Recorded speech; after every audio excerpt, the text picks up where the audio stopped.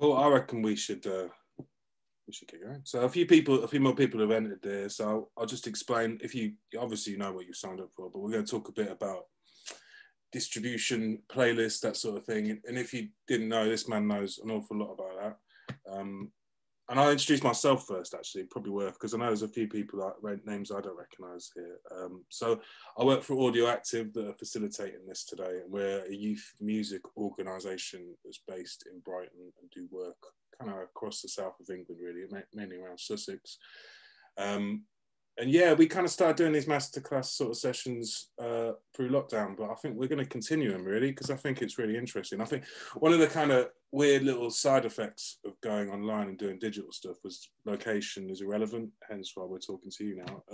And that's been really cool. So like the ciphers we were doing had people popping in from like Switzerland and all sorts. And I think that's something we'll probably carry on with doing. So keep an eye out for these things. But yeah, when we thought about what we could cover, this topic came up quite a lot of young people suggesting that they didn't perhaps know much about it. And Ben here, you've been helping us with a new label we're starting as well. So you seem like a perfect person to ask for this. So please introduce yourselves and give us a bit of a background.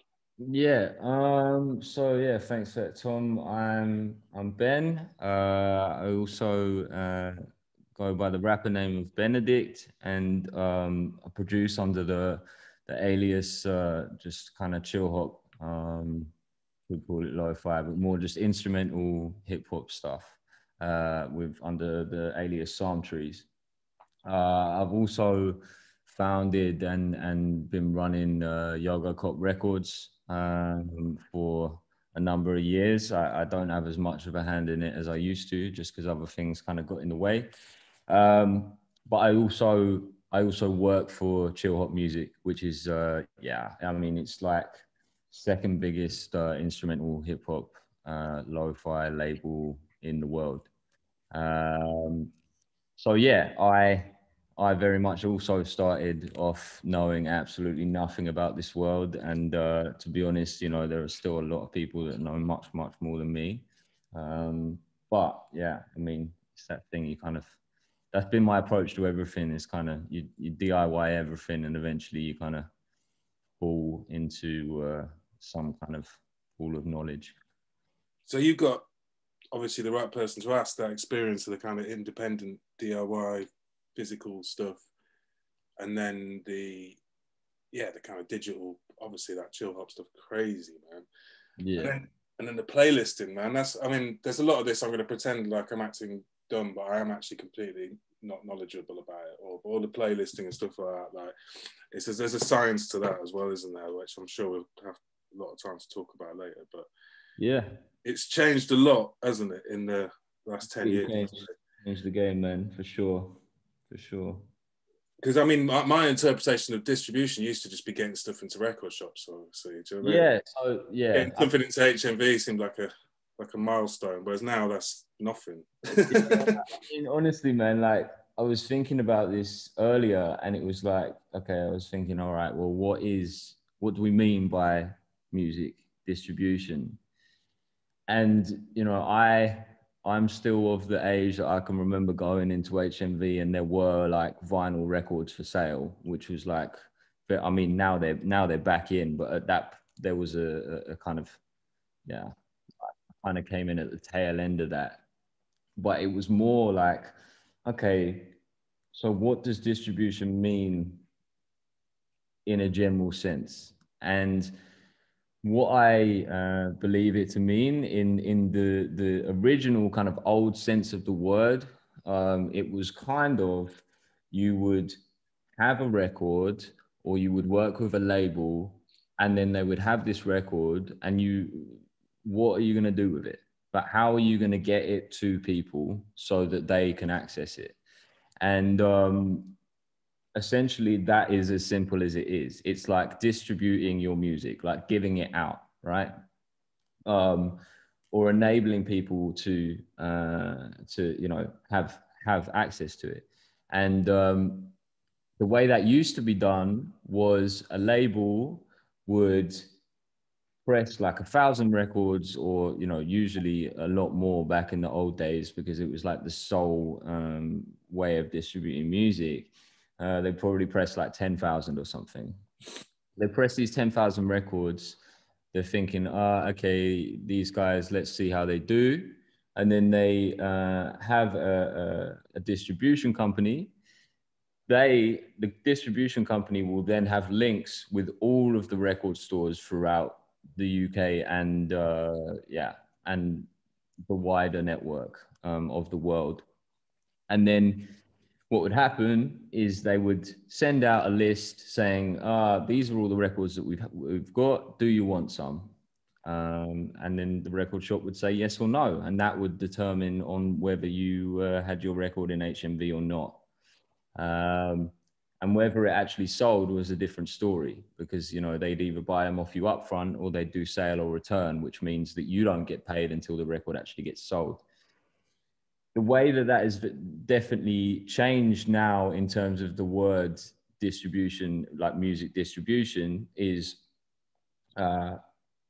mostly nowadays, because we're so far out of the physical world mostly, and we're really in the digital world. When people talk about music distribution or music distributors, they're usually talking about digital distribution, which basically means, how do I get my music on Spotify? Yeah. Which was incredibly difficult when this all started up. I mean, it was that's why kind of things like Bandcamp and that came about. But originally, it was only really bigger labels that had access to digital distribution through kind of the digital service platforms. But now it's kind of open to everyone. And I suppose that's the thing, I think, because I mean, working with young people often, like, you know, they put stuff on SoundCloud, for example, put stuff on Bandcamp and stuff. And then it's that next step, I think, which is quite tricky sometimes to get past. I think that's what comes up a lot, and why there was a need for this kind of talk here. But it is a bit of a different approach, isn't it? Than just, I mean, it's not entirely DIY sometimes. Yeah, no, I mean, it is super DIY. I mean, I suppose the only difference between SoundCloud, Bandcamp, and having your music on Spotify is there's a pay barrier, meaning that you have to pay to get your music onto Spotify, rather than with Bandcamp and SoundCloud. Unless you have a pro account, then you're good. But I think, you know, maybe I'll just go through the kind of the main ways that most people do it. So if I wanted to just upload a song onto Spotify, is I would probably, if I was going to do it DIY and do it all on myself, then I'd probably just use DistroKid. So there's a site called DistroKid, and it's incredibly simple to use. You just pay I think you pay like a yearly fee of like £50 or something. You go through and upload your music, and it's as simple as uploading your music to Bandcamp. Like, you just fill in the stuff, and then 1 or 2 weeks later, it will go live on digital service platforms, digital streaming platforms rather. And once it's there, it's there. And then if people stream your stuff, then you will get paid. You'll get paid a very small amount of money for one stream, but you will get paid. The other way that this will happen is a label will do all that stuff for you. So you just give them your music, but then they will also take a cut. So with DistroKid, the good thing is that you keep 100% of your royalties.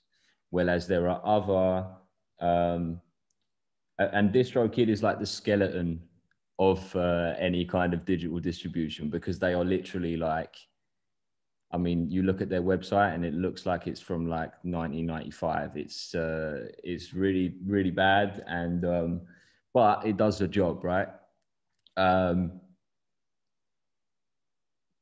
next best option would be someone like Believe Digital, or there's Label Works that we use for Yogocop. And the difference with them is there's actually people that you can talk to that manage that stuff. So if you have an issue, then you don't have to wait like 7 days after registering a support ticket for like a robot to reply to you. You literally have hands-on kind of, oh, I need help with this. Can you help with it?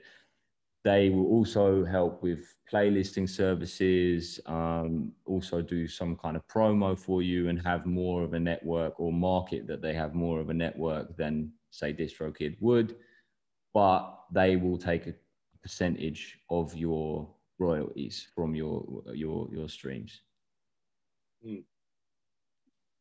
So yeah, those are kind of the options. And if you have a label, then the label will do all that stuff for you, but then they're taking even more of a cut. So, I mean, how does, I suppose the two worlds between Yogocop and Chillhop are quite wildly different, aren't they, really? I mean, I suppose one's very much more physical, but I'd be right in thinking, what you concentrate towards. And obviously Chillhop is not so physical, a little bit though.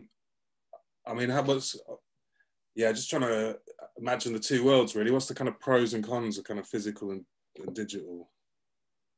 you know, like, I think the thing with, they are like you say, it is two completely different worlds, because, you know, there's a very low barrier of entry for me going on to Spotify and click and play on a song. Like, that's a really low barrier. The higher barrier is for me to like a record so much that I will be willing to part 20 quid for it, right?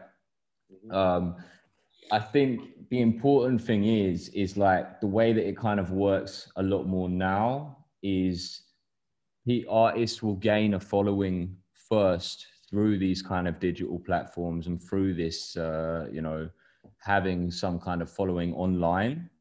And then from there, they will start doing physicals when they start, you know, seeing some kind of demand for it. Because gone are the days a little bit where, sorry, some geezers just kicking a car outside. Yeah, gone are the days when, you know, the main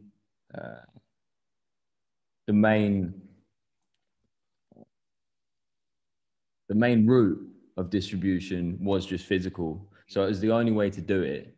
So therefore, you didn't really have any other choice.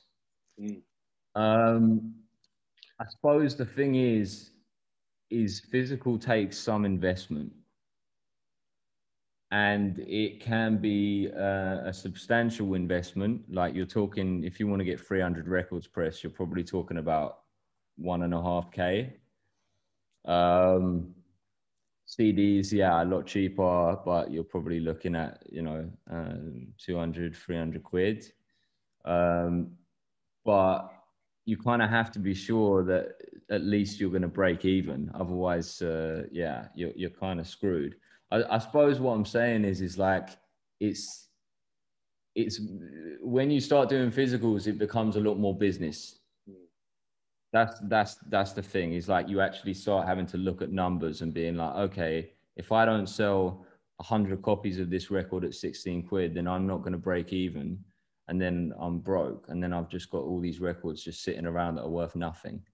Well, I was just noticing in the media a lot, and in sort of music publications and stuff, there's quite a lot of backlash towards Spotify, particularly at the moment. Do you know what I mean? With massive artists kind of complaining, very rich artists, I might add, complaining not making very much money. And then, but even smaller artists as well. I noticed that Ski Mask was refusing to put his stuff on Spotify and going to. Do you think there's something in that? Do you think there might be a shift in a bit of the kind of percentages you get and stuff going forward? You know what, like, I think it's one of them things. It's like no one could have imagined that, like, we would just all be walking around with like incredibly smart computers in our pockets, being able to listen to any song basically in the universe for $7.99 a month or whatever it is. Maybe like, what, 10, 15 years ago? No one would have imagined that. So I think it definitely has the potential to shift to something that we don't even really consider. I believe that it will still be a digital kind of service, but how that looks, I'm really not sure. I suppose the kind of the chill hop stuff, the lo-fi, whatever you want to call it, the kind of it lends itself to that digital stuff, doesn't it? It's almost like, I don't want it to sound negative, it's almost a bit disposable, isn't it? Like you might not want to listen to it over and over again. You might just want to listen to that theme for a bit or whatever. Well, that's exactly it. I mean, the way that they have developed the platform is it's all built around mood. So the reason that these playlists or whatever get so popular is because they are it's like chill beats, or you know, if you look at the other playlists, it's like what, I don't know, like Happy Sunday, or you know, these kind of things. And ultimately with my music, you know, so the weird thing is like I value the actual following that I have through my Benaddict stuff that buy, that buy 250 copies of my record, much more than the like millions of streams. And the reason for that is like, and there's like pros and cons of both, right? It's like, yeah, okay, the streams give me an income, that's brilliant, but I'm under no illusion that those numbers are actually listening to my music and thinking, oh, it's Psalm Trees, I love this. Because the way that the playlist kind of environment has grown is that people don't really care about the artist a lot of the time that's on the playlist. A lot of the time it's just like a coffee shop or whatever thinking, oh yeah, like this is coffee shop music. It's basically just modern day easy listening music. And it's very weird how kind of like, you know, I didn't realize that a lot of like, I mean, it's kind of progressed now, but when it kind of started, it was very like Dilla-esque beats. And I really didn't think that that would become the modern day easy listening music. It's very funny how it's happened.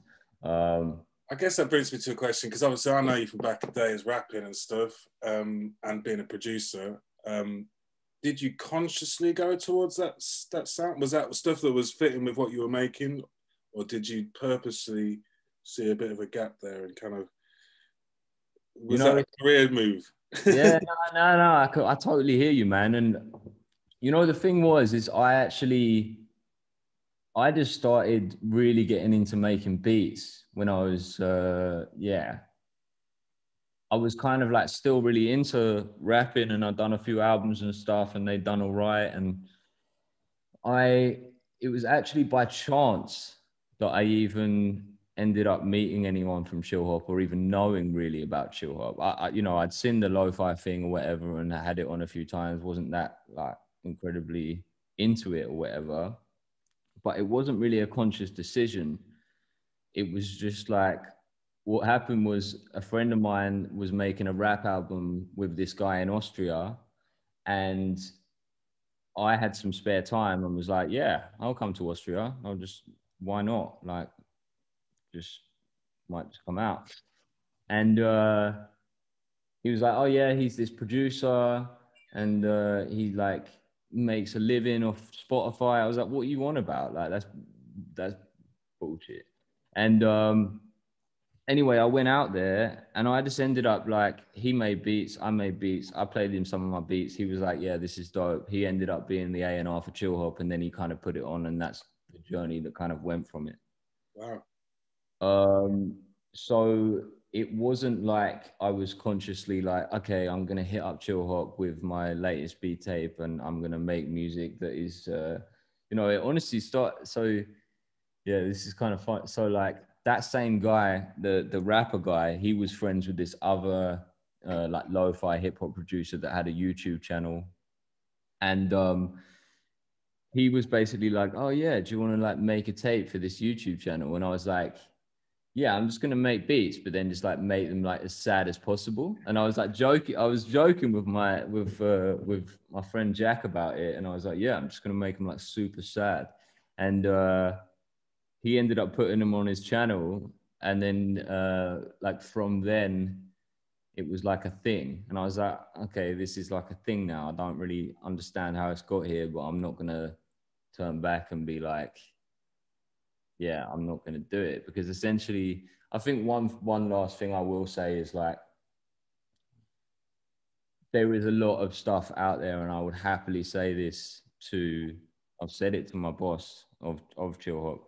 You know, there is a lot of stuff in this genre that I think is not to my personal taste. And I really feel like you can hear certain people coming into this kind of scene that are like, oh, I actually have just made like emo music or indie music my whole life, or even house music, but now I'm seeing that there's money in this, so I'm just gonna like make stuff with like, okay, I'm gonna play a few sad chords and put some drums under it and hope it gets put in a playlist. Yeah, there's definitely a lot of copycatting and a lot of emulation, isn't there? Just like Yeah, and song, and yeah, I can see exactly. And I think the one thing that I've always said to myself is like, you know, I don't want to lose.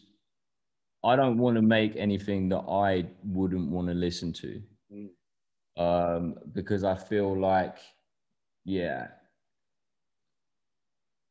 obviously there's some kind of compromise, but I wouldn't want to lose my integrity in it. I think when you said, do you know what I mean? Like when you sort of described it as like, yeah, I can make music out of Spotify.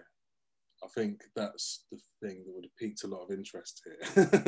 Like, because you obviously are a good person to ask, knowing the inside knowledge. Like, how do you get on these playlists, and what is the kind of route that is what you'd recommend, and any tips or tricks around that? Because that is, like, you know, that is a big question that's seems quite mysterious. There's a lot to kind of demystify there, I think. Yeah.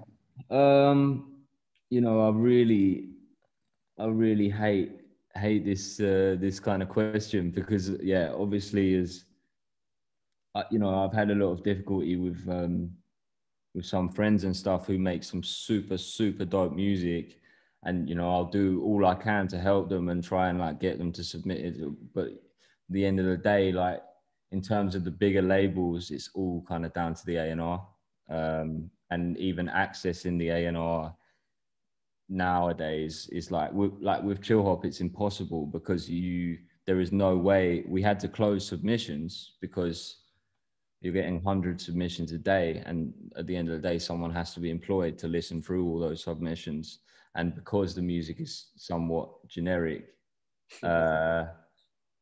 in the vast majority, you know, it's not worth employing someone to go through 100 submissions a day to see what's good and see what isn't, which is unfortunate. What I would, you know, and I'd love to be able to say, oh yeah, you need to like hit up these guys and hit up these guys, and then it will happen. But I don't believe that that's like a valuable, you know, stance to have. I think honestly, and like looking at the wider game with playlisting, with like other genres and other artists, and you can see it like across the board. I think the one thing that, especially, I'm not talking about like label owned playlists, because obviously the Chillhop playlist is label owned. There's other playlists that are label owned, and you can only access them through the A&R. Like that's the only thing. But the Spotify playlist, which is a different game, which are managed by Spotify, honestly, like the biggest kind of recommendation I can give to that is like, just make really fucking good music. Oh, sorry if I swore. Just make really good music. It makes a big difference, isn't it? A friend of mine just randomly got put on one of the Spotify playlists of the week, and his vinyl just sold out instantly. Do you know what I mean? Yeah. Like, bang, right. Yeah. No, that's... So yeah, I see a lot of things on social media, just like producers kind of grouping together into little collectives a lot to make their own playlists to try and reach. Do you think people like Chillhop kind of look at stuff like that, as in it's easier to pick through when it's already been a little bit curated and you know, different steps for it like that? Yeah, I mean, I can't really you know, I can't really speak for what the A&R at Chillhop does, because to be honest, like him finding new artists, I don't even know what he does. He used to look through SoundCloud all the time. That's something he probably still does occasionally, which is why I think it's important. Just if you know, if you really wanna do this stuff, like just having all bases covered, like having a Bandcamp, having a SoundCloud, having a Facebook like artist profile, having your stuff on Spotify, just so you having like an active Instagram, just so you're as accessible as possible from every angle. But I think I'll just touch again on like the thing I just said is like, I can't remember who said it to me, but it was such an important thing, which I've been thinking about a lot when I was thinking about doing this talk. And it's like, if you pick your like favorite three artists, right? Like the people that are kind of in the genre or kind of like within where you want to be in terms of sound, in terms of like, you know, what you like, and in terms of the level of that they're at.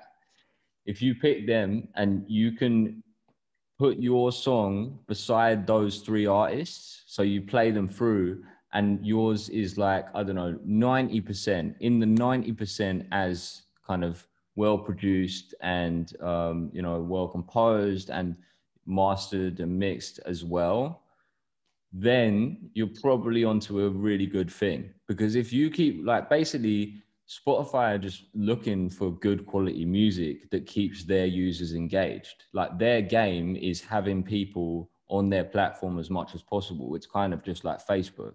So the longer that they can keep you on their platform, you know, the more you're going to use it, the more, they're going to benefit from you. So they're basically just looking for good music that fits a certain mood. And if your track or whatever isn't kind of up to the standard that they're looking for, then you just don't have a chance. But the positive thing about it as well is, because before it was even more of a mystery before they released the feature which enabled you to pitch to a playlist yourself. Before then it was like literally like, what are these playlists? Like I have no idea what they are. And something I wanted to ask about quickly, actually, just I see a lot of people posting stuff for like, pay me this much money and I'll get you on a playlist. I assume they're all complete bullshit, but maybe you could inform me more. Yeah. So I have experience with something like that, but I'm not really sure if I can talk so much in detail about it. But what I can say is a lot of those accounts are either they're either like a legit account that has kind of some following. I don't know how they've built it up, but you'll get some streams from it. Or it is like a genuine, like fraudulent thing. So they'll have gone in, have managed to hack Spotify and got access to another playlist and then put you into that playlist. But when Spotify or the label involved realizes that you're in that playlist, they will do everything they can to get you out. However, you know, if you can look at it and you can generate, if you could say, right, this playlist has 100,000 followers, I can estimate that I will get this amount of streams. That amount of streams pays this. They are asking this. And then you could be like, well, I'm going to make 30 quid or whatever. I mean, you could do it. Whether it's actually going to give you the thing that I imagine that you would be looking for, which is like a longer term career with an actual following and all that kind of stuff, is very debatable. I think a question I had as well is more about, obviously with like the Yogocop stuff, with a lot of the, you know, part of the way of making money is obviously through merch and shows mainly, do you know what I mean, more than probably the physicals themselves. But with the sort of artists you're working with at the moment on the sort of Chillhop side, is there other I guess, diversification of funding streams? Are these guys getting shows out of it? Are they kind of building? Are they? I know a lot of people are selling tapes and stuff like that, but is it something you're seeing? Because that's something I don't really know much about. Nah, well, that's exactly the thing, man. Like, see, that is the negative of the whole digital world with this kind of music, is because it is, I mean, I've played like lo-fi hip hop shows. They are awful. Like I very much, I hate them, because essentially you're just standing there with an SP like 404, and everyone's just like crossing their fingers and, you know, crossing their hands and their arms even, and crossing their arms, like looking at the floor, talking to each other, and you're just like sitting there not really doing much on an SP, because it's not the kind of music that you really want to listen to when you go out. Like, it's music to, yeah, have on in the background, unfortunately, most of the time, you know. And you know, I used to be a little bit bitter about that, but now I'm kind of just like, well, it serves a purpose, and, you know, I enjoy making the music, and it's fine. But the thing is it completely loses that live aspect, which I really miss, because obviously I'm in Rotterdam now. I don't play like any rap shows out here. It's like very yeah, Dutch rap is like a whole different ball game. And that is one thing that I really miss, which is you know, actually like having some kind of connection with a crowd, which none of the chill hop artists really do. And if they do it, I would, yeah. It's just not that kind of music, man. I mean, No, I guess there isn't a different, you know, you can't exactly build it up and like get yeah, to no. crescendo, can you? It's always Yeah, I mean, pretty similar. people probably weren't like jumping around the room to like John Travolta back in the day, you know? So it's like, how are they meant to do it to modern day easy listening music? It's very different. But I think one of the things you were talking about was also like the way that Yogocop works differently from this whole kind of uh, whole other world, which is obviously based a lot on revenue from playlists and whatever. You know, setting up a label for Yogocop essentially started because there was a bunch of mates that had music and were rapping together and were producing and all this kind of stuff, and just wanted to have a platform to release it on. There was never kind of any idea of making any money or doing anything. I mean, I think we were all too like young and stupid to really know what we were doing. But we were like, yeah, we'll just like start a label, and didn't really know what that entailed of. But it was never like, we never went into it thinking, okay, we're going to make money out of this. Because essentially, I mean, yeah, UK hip hop, unless you're high focus, not a lot of people were making very much money, you know. And even then, like, you know, I think I touched on earlier, it's the merch and the shows, isn't it, that pay the rent more exactly. more than the, you know, like obviously the releases do make a bit of money. I'm not gonna say they don't, but it's not consistent, is it? No. Yeah, yeah. I'm interested in how like how is it all still going? Are you still really involved in Yogocop? Yeah, well, I mean, the thing is I had to take a bit of a step back because Yogocop was always like a passion project for us all. And there was a point where if we'd have the time and energy and resources, we definitely could have pushed it into something bigger. But unfortunately, you know, this is where managers and that kind of thing come in handy, because, you know, it's very easy to have a bunch of mates. Like, you guys have probably heard, like, you know, if you mix business with friends, then it's like often doesn't come off so well. And that's definitely my experience with that. Especially when you throw rappers in the mix as well. Exactly, man. It's a nightmare. It is literally a nightmare. You know, trying to work out like a percentage deal or whatever with like maybe someone that has maybe someone that doesn't have a grasp of the way that numbers are behind projects and all that kind of thing, and what it takes for the label to break even and all that kind of stuff. It gets really difficult. So with Yogocop, it's kind of at a place now where we release stuff that we really enjoy and release stuff that we think is worthy of releasing, but it's not like anyone's full-time job. How does it do generally? I mean, not exactly in numbers and stuff, but obviously vinyl sales are going quite crazy again, aren't they? And they've overtaken CDs and stuff, which isn't surprising. But even like cassettes and stuff have really, there's a lot of really enthusiastic, obsessive, I might even put cassette collectors out there that I've met. Just buy everything that comes out of its hip hop on cassette. I mean, yeah, it seems like there's quite a big demand at the moment. Are you feeling that from your side? To be honest, I don't have such an overview of all that stuff now, which is kind of nice. I mean, the reason it just became way too much trying to manage like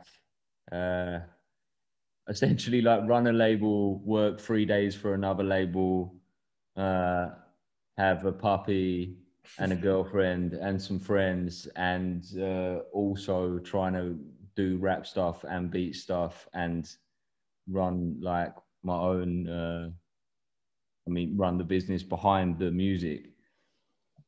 But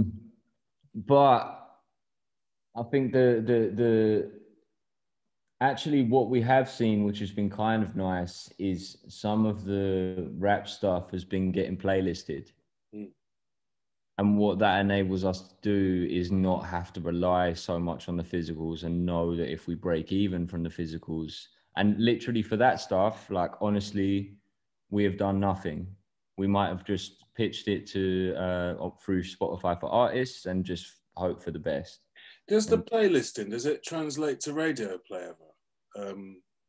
I guess some of the Chillhop stuff is quite niche and perhaps, but I mean, but are people watching those that go on to kind of be pluggers for radio or something? Or do you ever see any conversion like that? You know what? One thing I would say, I'm not too sure about radio or whatever, but I definitely see it's like a snowball effect, right? So once you get playlisted once by Spotify, then the chance of you getting playlisted again is much higher. So you've only really got to have that one kind of break, if you like, and then continue to release good music, and you're kind of, you know, you've got a fair chance. I'll put it that way. And the reason that I say that in answer to your question is that was kind of the way that it happened to me, which was like I saw that I got put on one playlist, and then I could see that Spotify were looking through that playlist, because they're all different territories, right? You have like one lo-fi beats playlist in Brazil, you have one lo-fi beats playlist in Germany.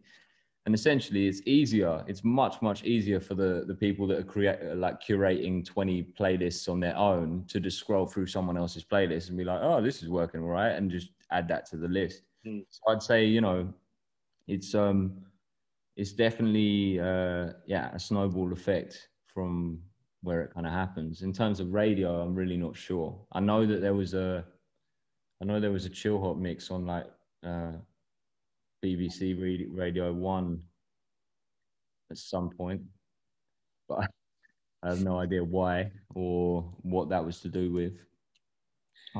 It's funny, isn't it? It seems very accessible, doesn't it? As if for some reason it's not just hip hop like beats, as if it's something different. And I find it quite fascinating. Just sometimes when young people make music in my presence, and I'm like, that's a sick beat. And they're like, oh yeah, I'm going for this Chillhop vibe. I'm like, that's just a beat. Yeah. it's been quite marketed quite well, hasn't it, to something that I mean, that whole music to study to kind of concept, isn't it? Or it's like you say, it is totally background music, isn't it? It's just stuff. Yeah. It doesn't interfere with what you're getting on with. I think it's No, exactly. But I mean, thinking about that, you know, it's not like I used to like lie on the couch and close my eyes and listen to Jay Dilla beats as well. You know, like I think that is also part of the culture now. Is like we listen to music when we go and do stuff. And one of the things that I've kind of set a goal for myself for this year, or at least, yeah, at some point in the future, is I really want to be able to actually like sit down and listen to music, like actually listen to it. That's something that no one really does anymore. no, and albums and stuff, they're almost, you know, it's Yeah. a bit Yeah. disposable, isn't it? Like I sat and listened to an album the other day, and I really had to take time out of like and like actually consume it and not go and like scroll through Facebook or whatever. Do you know what I mean? I found it quite hard to do, actually. Yeah. Putting that 45 minutes in or whatever. Do you know what I mean? Like, Exactly, man. Yeah, I mean, time I could have been, you know, I could have been getting paid to do other stuff during that time. But yeah, it's changed, doesn't it, a lot? And I think, yeah, I mean, I remember my dad. He used to like, you know, we had this one room in our house where he had his like stereo or whatever, and that was one of the things that he did was just, oh, I'm gonna listen to some music. It's not like, oh, I'm just gonna put my headphones on and go down the shop and just put in some, you know, which is very, very weird. I mean, on a side note, I've really been, I really want to motivate myself to start like taking listening sessions and listening to like spiritual jazz, because like it's really horrible to listen to. Like if you so I really want to like dig deeper and be like, okay, I know the stuff behind it now. I know why they were doing it, and I know the movement that it encompassed. So that brings me on to something as well. Like, I mean, I can see the vinyl behind you there, and how much of a concern is it at Chillhop or with the kind of lo-fi movement in itself about sampling? It seems like it's not a concern at all from an outsider's point of view. But yeah, well, let me put it this way: like, Chillhop is now non-sample based. okay. So, and I would argue that a lot of this change in sound from when this started, and it was basically just like people sounding like Dilla, to now when you listen to like Chillhop, now there is like arguably, you know, a lot of it sounds like,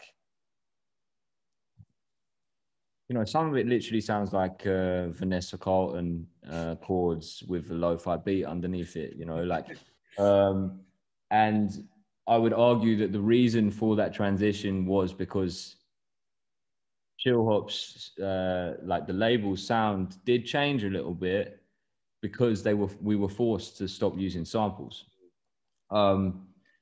which is why you know, I've really tried to make a stand to have some integrity intact, you know, so because I really didn't want to start making stuff like that. But back to your question, I was really worried about this for a while.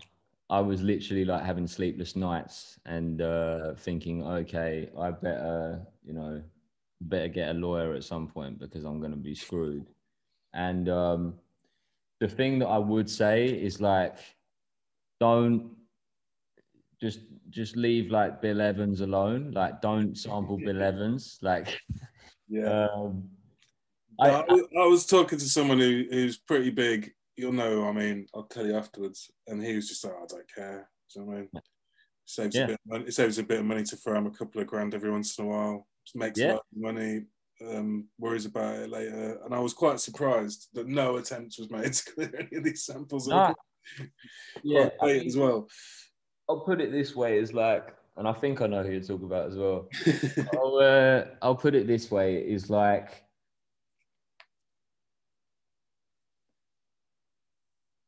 no hip hop music would have ever been made if the samples would have had to be cleared. No, like, hands down. None of the Yogocop music ever would have come out if we would have had to clear the samples. And the thing is yeah, I mean, yeah, the whole kind of mythology and debate around sampling is a completely different topic, because like I could talk all day about that and argue. Well, there's a good question just come here actually, just about your thoughts about services like TrackLib in regards to sampling. Yeah, with TrackLib, I think what they're doing and their service is great. I actually did like a collaboration thing with them, got those guys. I think the idea behind it is brilliant, and I would definitely use it. The only thing that I would say is I'm very like specific about what I want to sample, and them having the same catalog as like all the records ever in the universe is not going to happen. No, I'm constantly hunting for the most obscure, weird shit in the world, and just the idea that, I mean, like 50,000 other users could have access to that if they type the same thing as me bothers me. Yeah, Yeah, I do. Exactly, and I think the going back to the other thing that you were saying is like the reason that I am no longer worried about like the majority of my catalog is because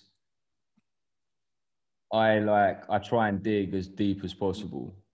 I think why everyone's getting a bit spooked is just the AI in it all, isn't it? Really, do you know what I mean? You obviously got things like Shazam, and if that's just your free accessible app, then imagine what these big labels have got. Do you know what I mean? Yeah, no, They can analyze the shit out of everything. Yeah. I think that's why people are starting to get stung in it, is that things are getting unraveled a bit better. When it was very cleverly sampled in the past, it's easier to find now using AI, I think. Of course. But the one thing that I would say about that is, I spoke to a friend of mine's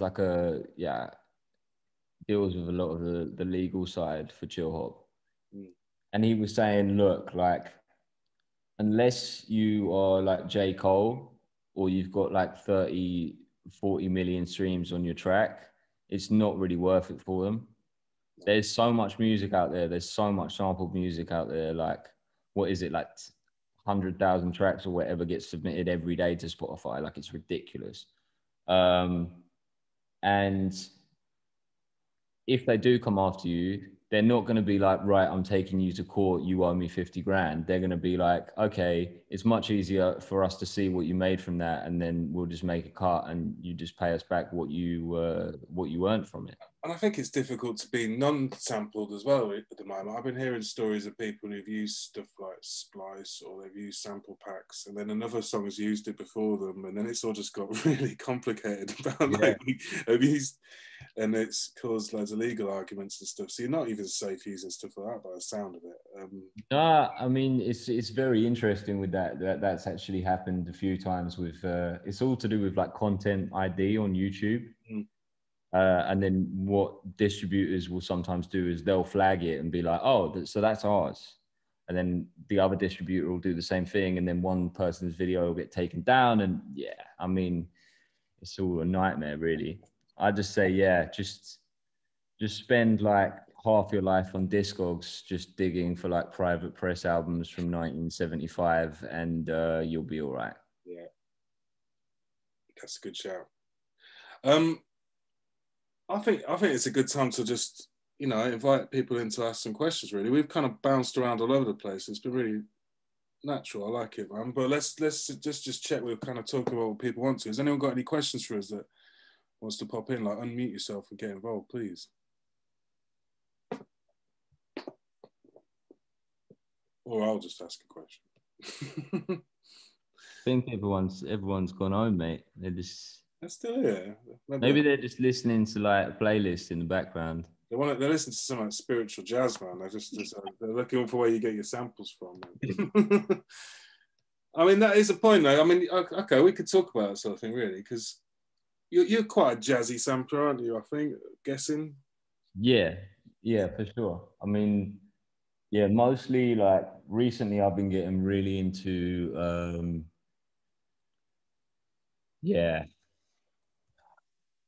I've been finding a lot of like really interesting like Christian rock albums from the 70s, which actually have some really nice like little snippets and breaks on them and whatever.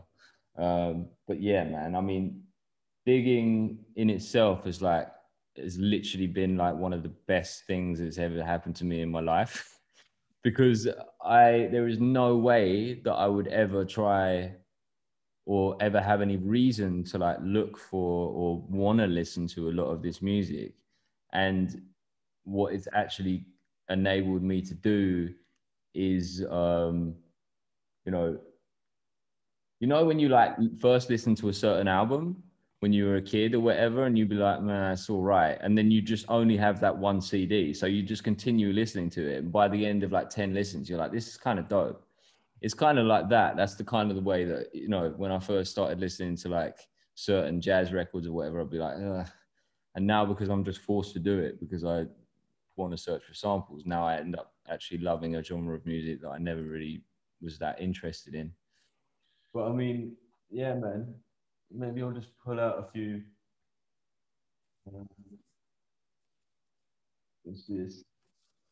Yeah, this is all like Russian, Russian jet. Like that's super jokes, but it's got some amazing roads on it.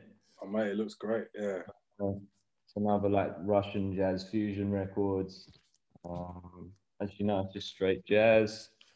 Yeah, there's like that's great. That's like just a Russian repress of Sado Wannabe. I never say his name right. It's Japanese, but it's like Sadio Want to Be or something. Brilliant record.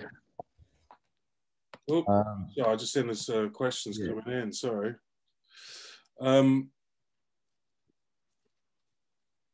There's a question from Insta.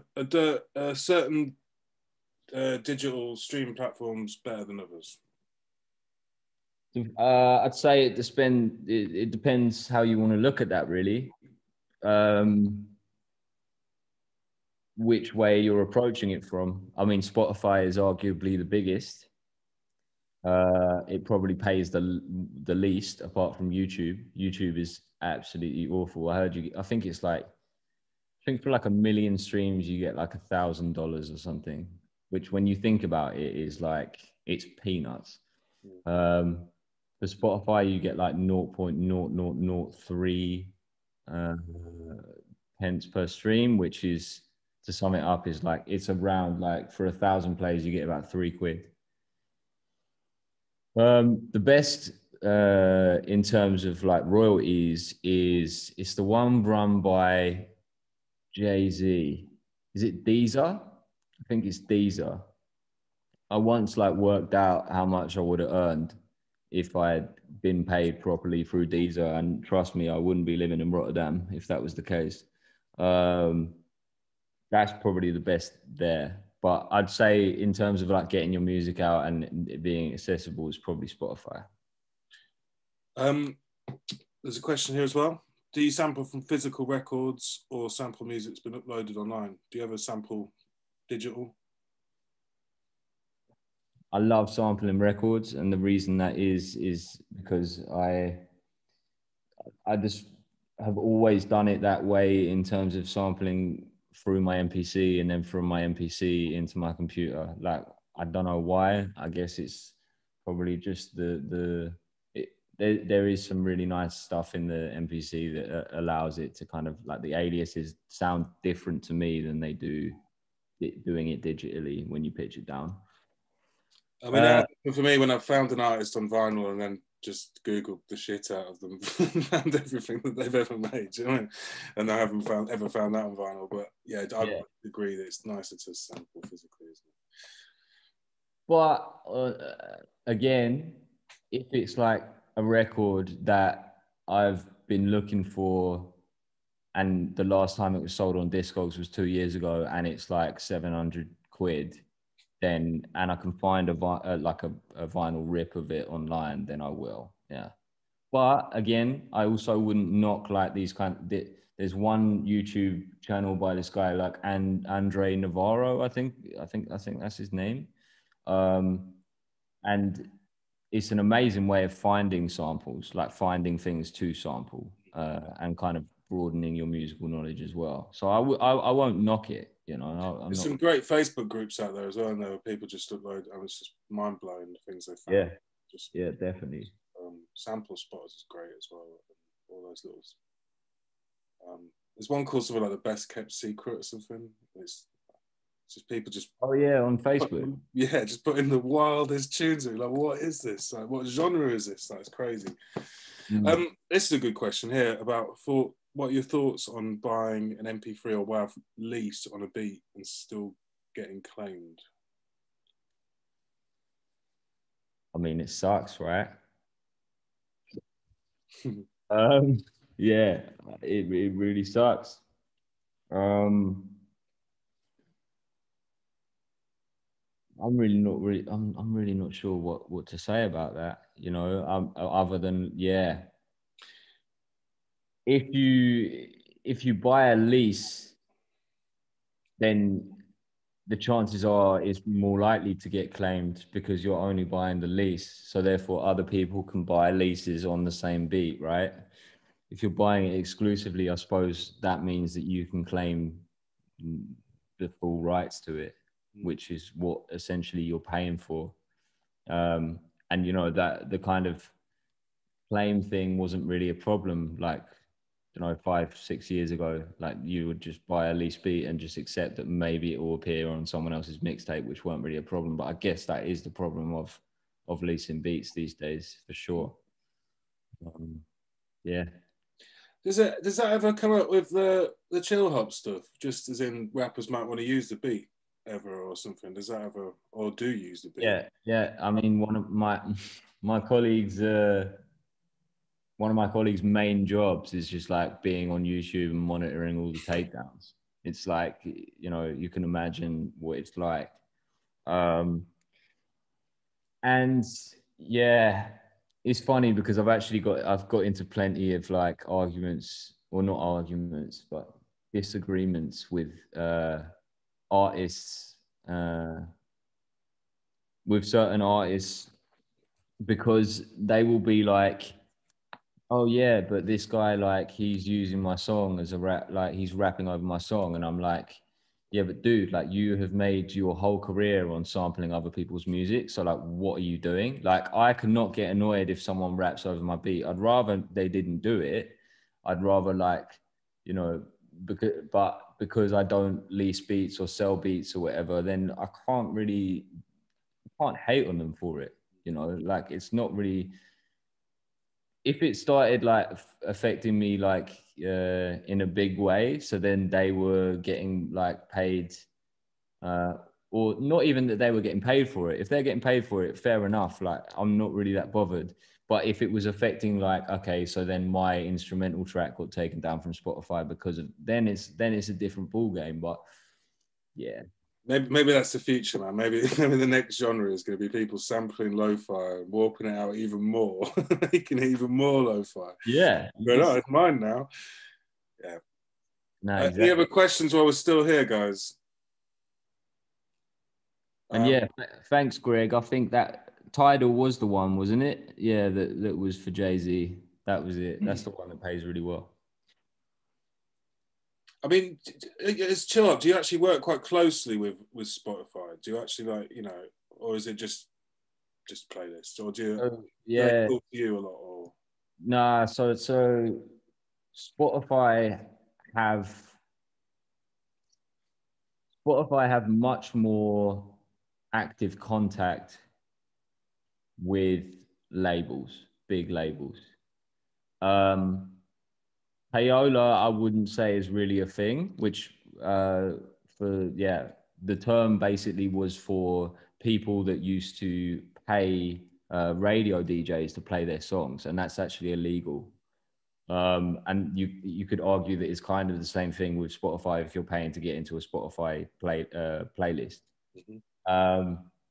Payola doesn't really, I mean, not to my knowledge has it happened. I've had very much some suspicions, like on certain playlists and with certain labels, but in terms of money exchanging hands, it's a different thing. But in terms of like artists directly to Spotify, nah, I don't have any contact with them. There's a question here actually from Instagram again. How often does Spotify pay? Is it monthly or what? So the way that it's paid is Spotify doesn't pay the artist directly. That's why you have the distributor. So that's why you go to say DistroKid or another one. There's plenty out there. You can just like Google, get my music on Spotify, and then what happens is it's like 3 months in delayed. So from when you first upload your beat, you won't see any money from that for 3 months. And then after that, it will be monthly. But that very much depends on the service that you use. DistroKid is an absolute nightmare because they never pay you on the same day. So if you're genuinely like, if you're making a living out of it, it can be reasonably frustrating because you just, yeah, you never know when you're going to get paid. And then they release a statement and then it's from like, oh, we take from 1 to 14 working days to process your payment. So yeah, it's monthly, but if you get a better distributor than DistroKid, then they will pay you on the same day after a certain amount of time. Cool. Next question is, do you think Spotify should pay more to their artists? They're going to say that they hear it all the time, but they're small time and actually make some money, so not too pissed.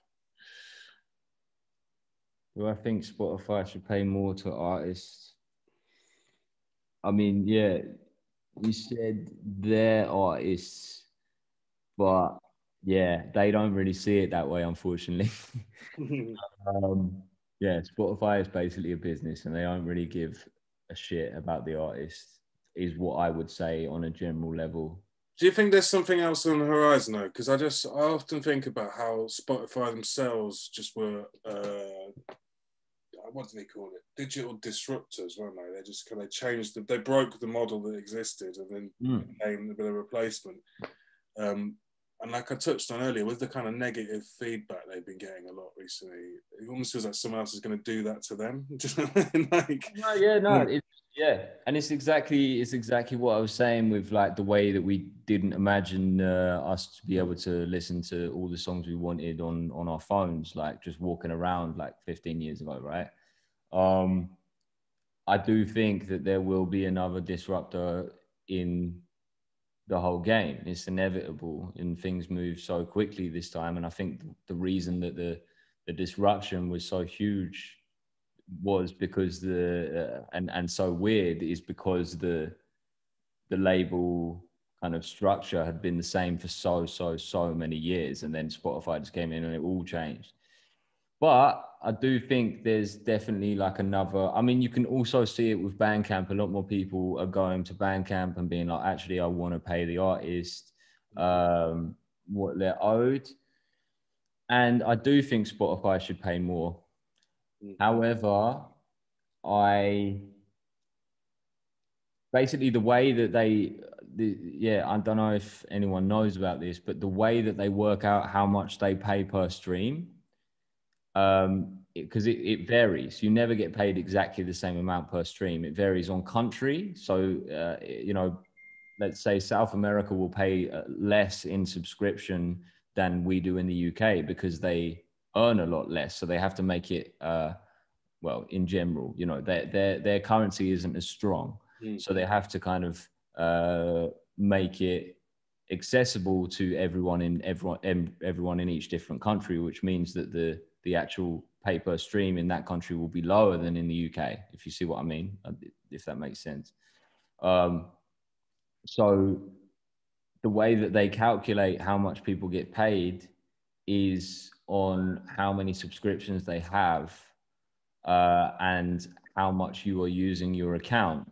So if you don't use your account this month, then the way that it works is that money that you pay will get divided up against all of the artists. that get one stream. It's like very complicated, and I'm terrible explaining like stuff that sounds like it could be relative to maths, but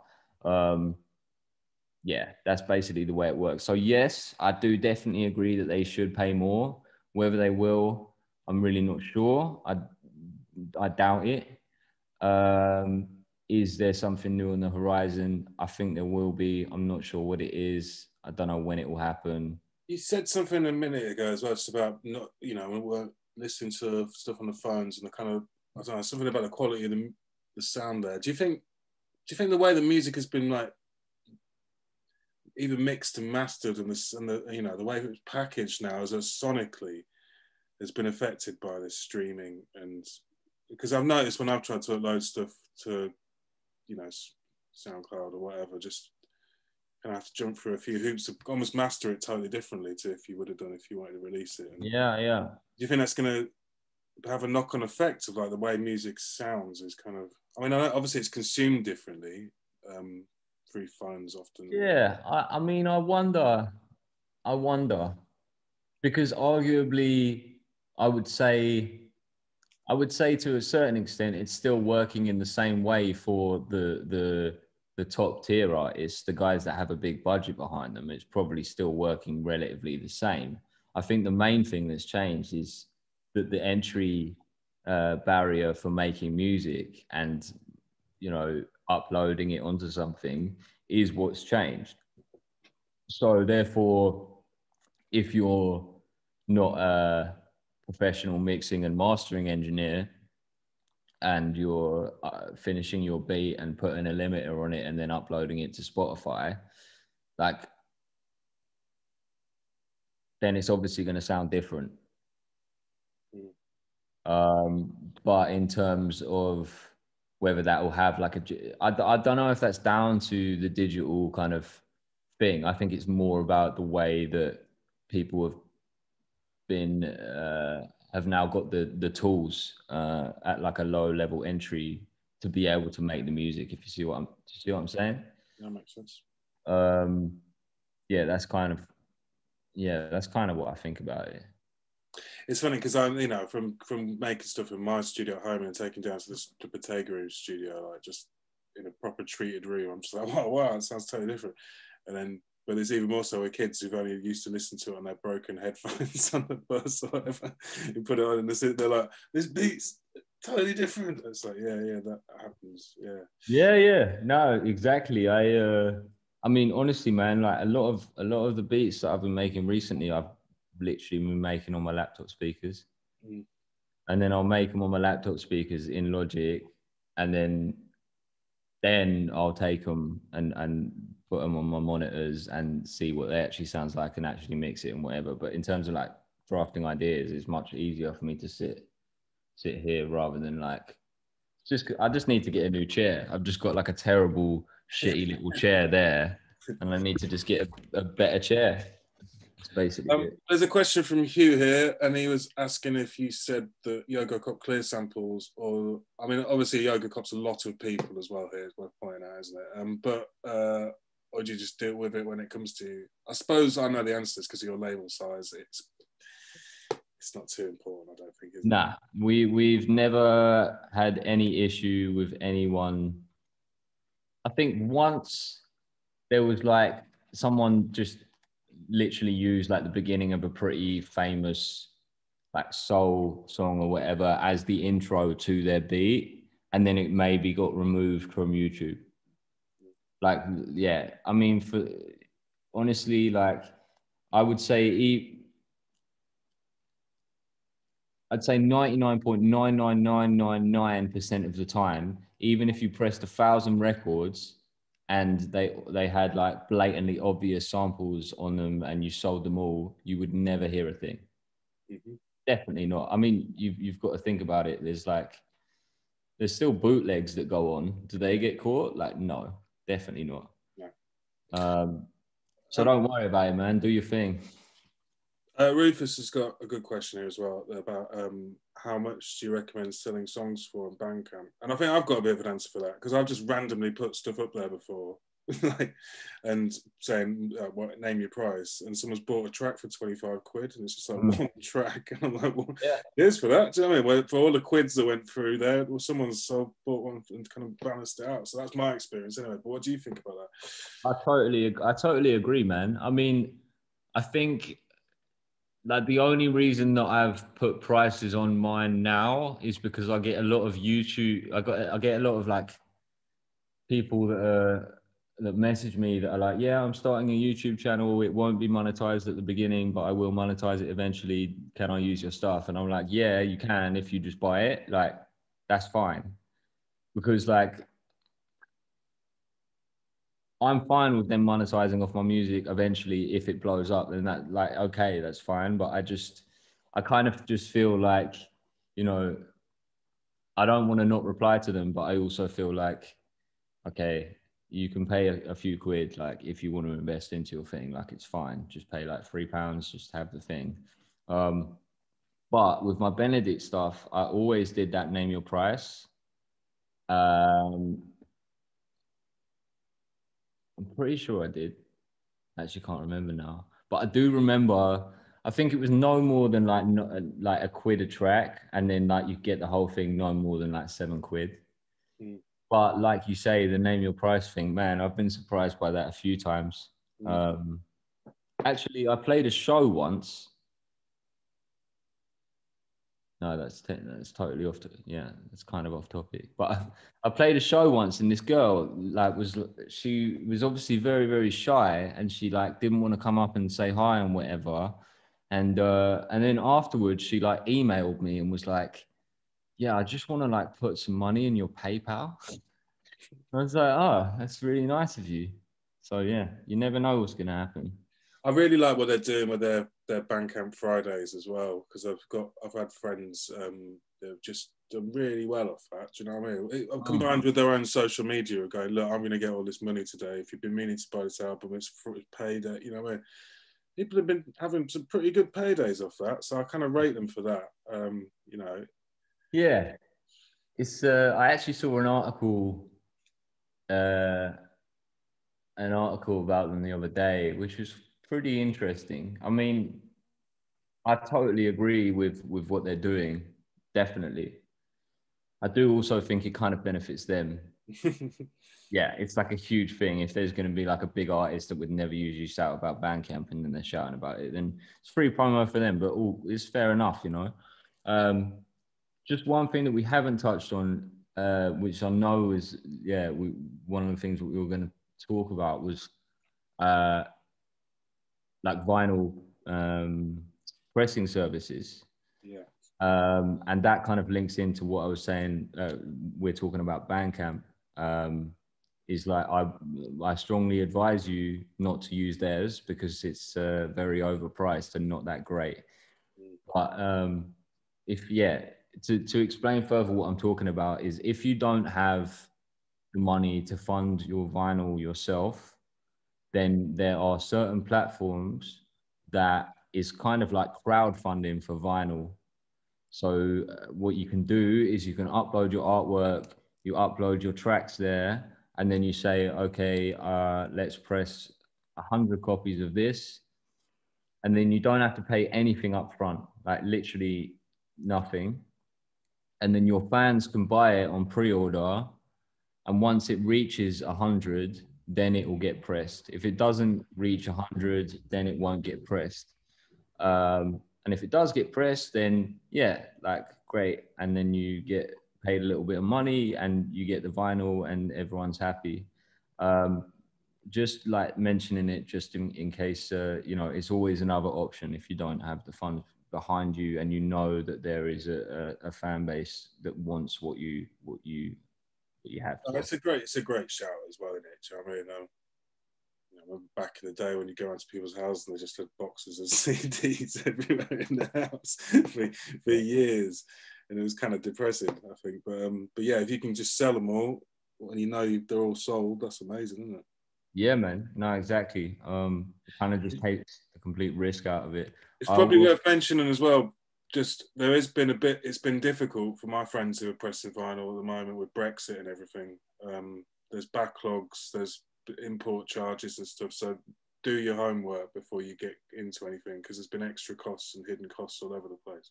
It's been actually ridiculous. Yeah, we've been having that with Yogocop as well, and yeah, it really hasn't done anyone any favors. But to put it like this, yeah, because I saw that there was a few things in there. The website for the vinyl pressing service is called Crates. Like, it's called. I'll put it in the chat. So am I right in thinking there isn't anywhere in the UK that actually presses vinyl?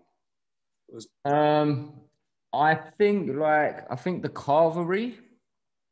I think the Carvery does, but the problem is like, one of the main things that happened is, like, during COVID, one of the main one of the factories that presses the lacquers, which is, yeah, I mean, you know what the lacquer is, but it's basically like the thing that they use to then put the grooves into for the vinyl. It burnt down, and there's like a very few of them in the world. So that also caused a huge backlog and delay. And now, like, the biggest pressing plant in Europe, like GZ Media, they're not taking any new customers, and even for their current customers, it's a 6-month delay from when you give them everything.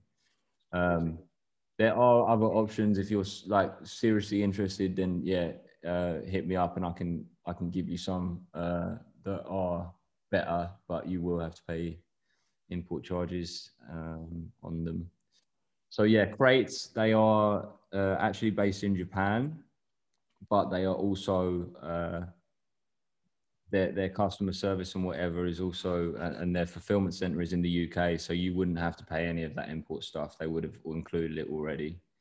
And there's a question here if that can be done with singles as well as EPLPs as well, that crowdfunding. Single, you can get, yeah. So the problem with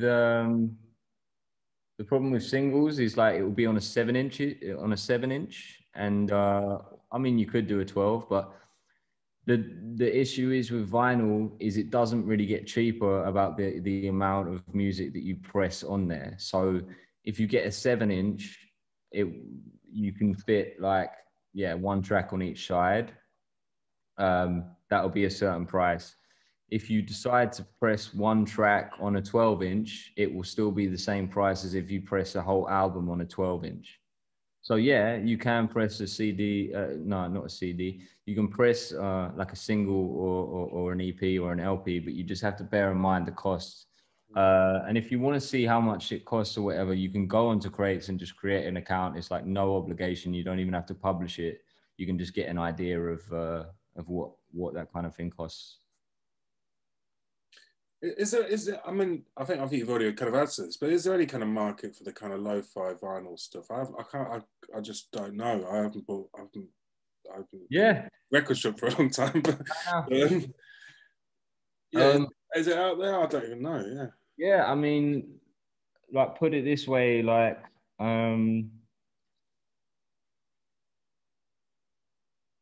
yeah, there is. I would say it's mostly online.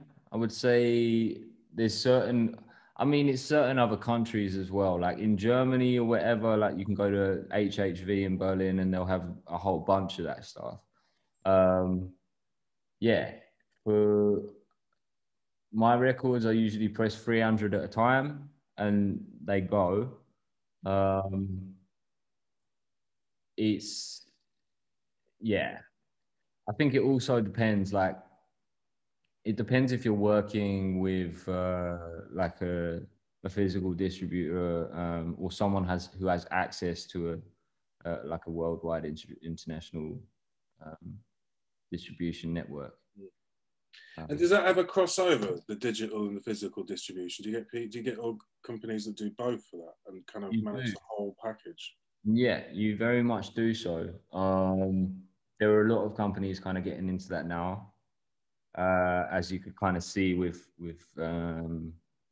what Bandcamp are doing as well, in terms of like the vinyl and the digital thing. But in terms of actual like label services, I suppose they would call it.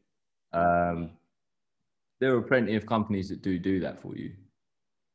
I suppose it's also, it's about how much work you're willing to do yourself. That's all it ever really comes down to, right? Mm-hmm. It's like the more work that other people do for you, the more you will have to pay them out of your pocket or whatever. More work you do yourself, the more money there is for you, but the less time that you have to do fun stuff.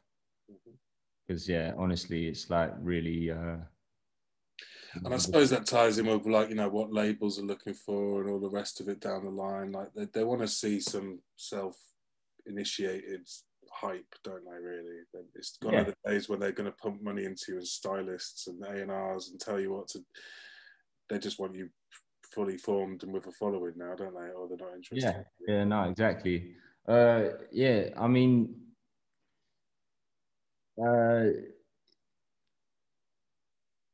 I'm really sorry, but can you ask for some more questions? Because I'm about There's a question here. Is it worth using the promotion tool on Instagram? No, I meant, like, can you ask or just keep them busy for 1 sec? Because I'm gonna like pee myself. Yeah, to be honest, man, I think we're pretty much done, man. We were gonna finish at past anyway, so let's just. But quickly, yeah, is it worth using the promotion tool on Instagram? I'd say yeah. If you're targeting it properly, which does take some work, then yes. But it can also be a large waste of money if you don't really know who you're targeting or what you're doing. I mean, Facebook ads and Instagram ads are like a whole. Like, people spend full-time jobs, their full-time job doing that. But yeah, I mean, and the other thing that I would say is, I have noticed, like, if you do promote certain things, then when you stop promoting it, your reach goes down like a hell of a lot. So organic is always much better if you can. I think we can call it a day, so you can go to the toilet. What I'm gonna do is suggest. So if anyone on this listening here, I know a few of you, I know some of your music, and maybe you want to send some stuff over to me, and I can get it into Ben's hands if you want to have a listen. Maybe it'll get on a playlist or something, mate. but yeah, thank you very much, Ben. It's been really informative, and I really appreciate you coming to have a chat with us today. And no worries. And big ups to everyone who's stayed with us. Thank you very much. Yeah, thanks a lot, guys. And yeah, if you have any questions, like, you can always hit me up on Instagram or whatever, and I will try and get back to you when I have time. It might not be straight away, but I'll do my best. Yeah, much love, man. I really appreciate it. Cool, no worries, man. Peace.